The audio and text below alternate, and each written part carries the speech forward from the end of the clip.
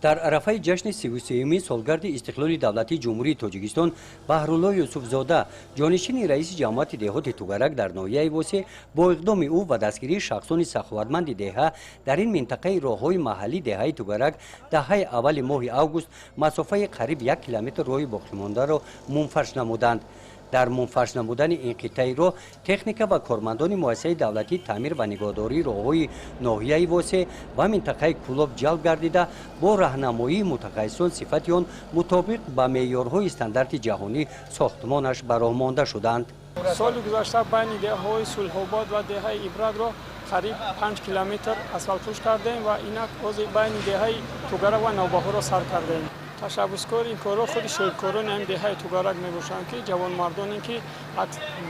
چند نفره که نیت سفری حج رفتن داشتن نرفتن همین ده همین ما را وای کردن مبلغ جمع داشتن با ما دادن. ما همین تصمیم گرفتیم که این کار را از اسفالت پوشی دهه سر کنیم. ما نیت داریم که دو چای عمودی در بین دهه امین توگرک و دهه نوبهار با چای عمودی کنیم، مردم را با آبی آشامیدنی تامین نماییم.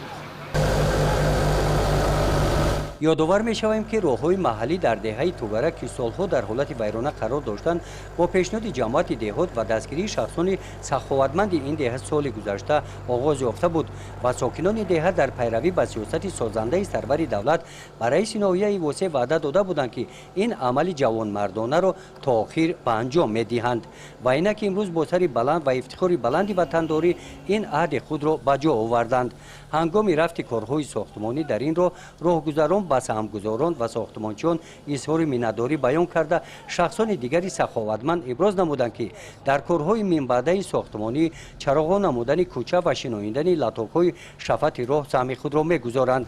و همین مانند در دیگر دهه‌های جماعت دهات توگرک بخشیده به استقبال ارزنده از جشن 35 سالگی استقلال دولتی کارهای آبادانی محل با جلب صاحبکاران و شخصان سخاوتمند وسعت تازه پیدا نموده ایستادند. گزارش خواجه نظریف خدای نظر ظهروف از ناحیه واسه برای برنامه اطلاعاتی نوید.